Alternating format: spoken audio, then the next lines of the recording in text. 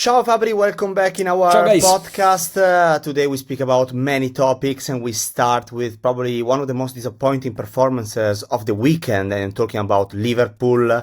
And so also now I'm questioning the position of Arne Slot. What's the situation? Yeah, there is obviously a complicated situation at Liverpool. That's very clear. The results are really poor. The numbers speak for themselves, of course. What's happening at Liverpool is something really complicated. It takes probably hours to explain everything. It's been a long summer with several new signings, changing a lot the squad. Some of these players were not ready to make an instant impact after not doing pre-season, like Alexander Isak. Others have been unlucky with injuries. There is the system, so several topics. But obviously, losing 6 of the last 7 Premier League games is something not at Liverpool level.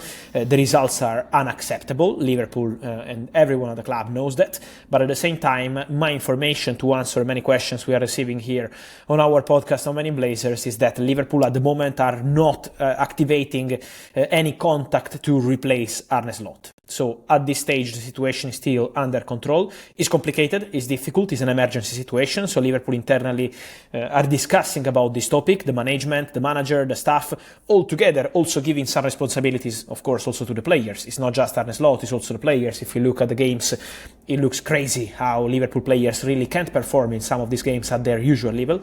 But at this stage, I'm told that, of course, Arne Slot knows that this situation must change as soon as possible, especially in the Premier League, more than in the Champions League. In the Premier League, it's really important for Liverpool to change this situation, but as of now, Liverpool as a club, owners and management still back the manager, support the manager, and want to see different results as soon as possible.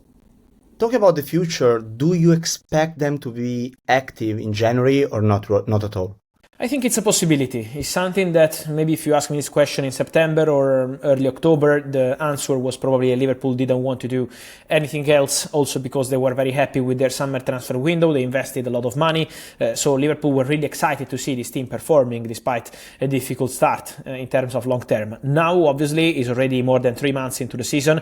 Liverpool are doing very bad, and so they are considering the possibility to enter into the January transfer window with some sort of activity. We will see about the positions because this could depend on the next weeks. So nothing will be decided now, today, tomorrow, or next week. It might take some time, some weeks, to decide maybe which position they want to cover. But Liverpool start considering internally the possibility to add maybe one player in the January transfer window. And again, based on injuries, based on opportunities, based on the market, we will see what they want to do.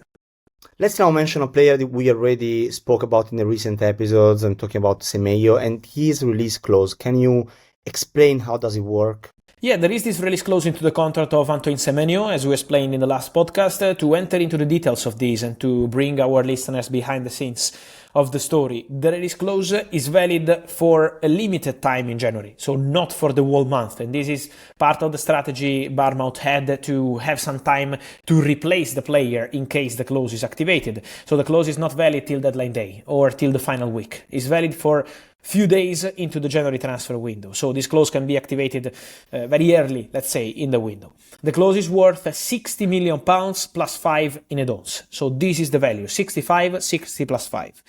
The clause is valid in January, is also valid in the summer transfer window, so Bournemouth will be very happy to keep the player till the end of the season and to sell him in summer 2026. This is the desire of Andoni Raiola, of everyone at the club.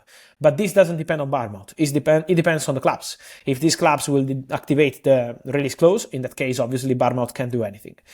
What I can say is that in the summer, the value of the release clause is different. So now is 60 plus 5 million pounds. In the summer transfer window, is going to be different. It's going to be less than this. But for Bournemouth, it's not a problem. Even if the clause in the summer is going to be around 50 million pounds, Bournemouth will still be happy to keep the player and sell him for lower value in the summer. But again, this only depends on the other clubs and on Semenyo, not on Bournemouth. Mentioning the clubs that you just said, which clubs do you think can be in the race for him? So I want to mention Liverpool for sure, because Liverpool are interested in Semenyo. He's one of the players they are monitoring, one of the players they are tracking, one of the players they appreciate. So for sure, Semenyo is a name we have to keep as an option for Liverpool in the January transfer window. Then let's see if Liverpool decide to enter the market or not. As I said, they are considering that internally, but Semenyo is a name on Liverpool shortlist for sure. So really appreciated, and Liverpool are in the race. Then last summer the player was in the list of Manchester United, really appreciated by Amorim, but Man United in the summer then already invested big money on Brian Mbeumo, already invested big money on Mateus Cunha, so Man United at the moment are very happy with the players they have in that position. Tottenham also were interested in the player in the summer, they tried to sign him, was not possible. And then also Manchester City. Man City are also looking at wingers on the market for 2026. I'm not sure it's going to be January, might be the summer. And Semenyo is one of the players they follow. So I think it's going to be a big race, but Liverpool for sure have a strong interest in Semenyo. You mentioned Manchester United, of course, is always a big question about 2026 and what they will do in the transfer window. What do you think will be the priority for them next year? Yeah, we are getting many questions on Semenyo because, again, of this appreciation of Ruben Amorim, but at the moment what I'm told is that the priority for Man United will remain the midfielder. Ruben Amorim wants a midfielder in 2026.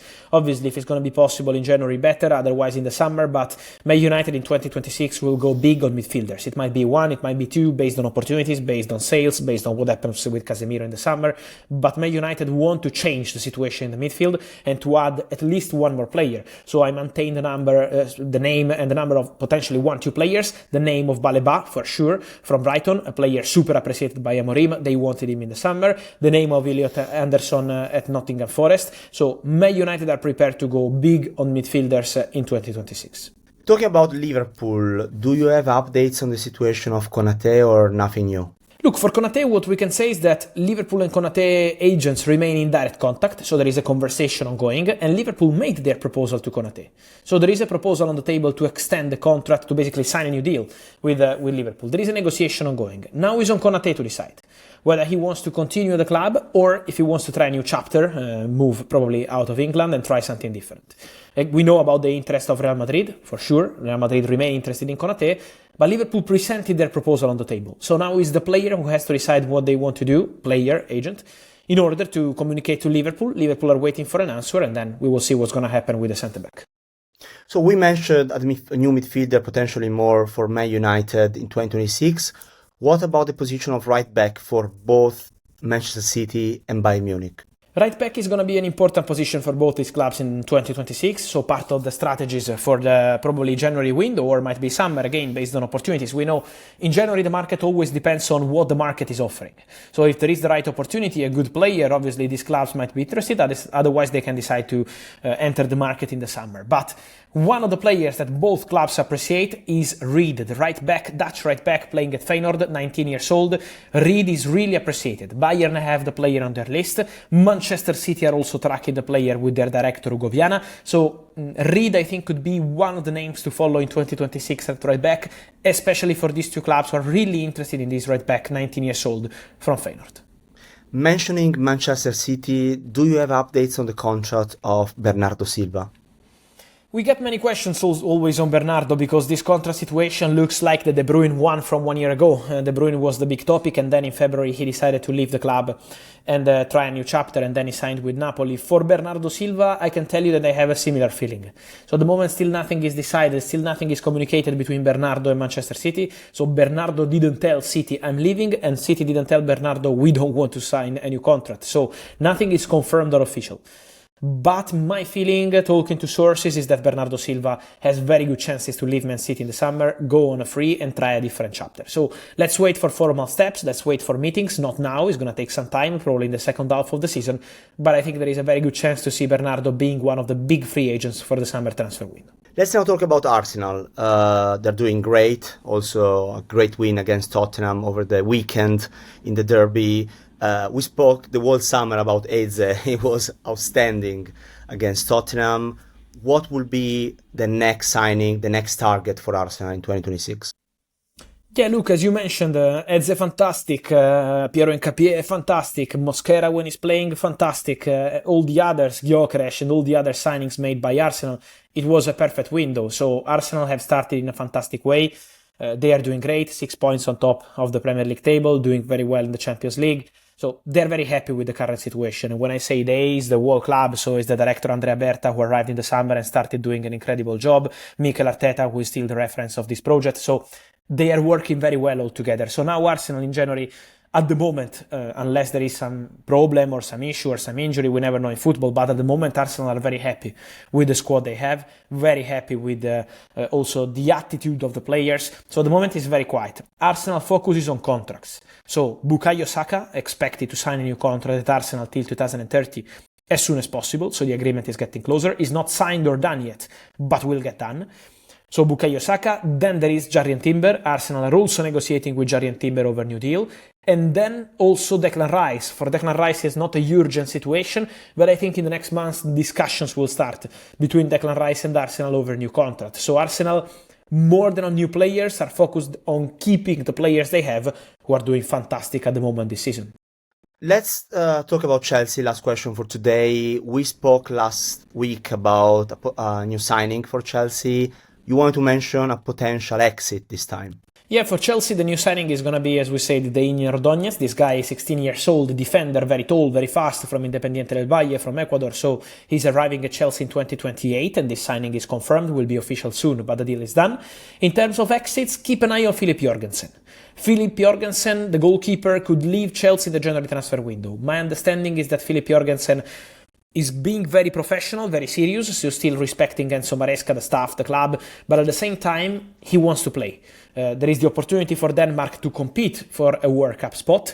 Filip Jorgensen wants to be part of the squad. Filip Jorgensen wants to play. Filip Jorgensen doesn't want to be on the bench, and so respecting Chelsea decisions, his desire is to go. Then Chelsea want to keep the player, so Chelsea will try to confirm the situation to the player and keep him at least until the end of the season. Let's see what's going to happen there, because Chelsea decides to continue with the goalkeepers they have now, and then there is Penders arriving in 2026 from loan. But at the same time, Jorgensen wants to play, and so I think it's going to be an interesting situation for the January window. Thank you, Fabri, for today. Talk to you soon. Thank you. Ciao, guys.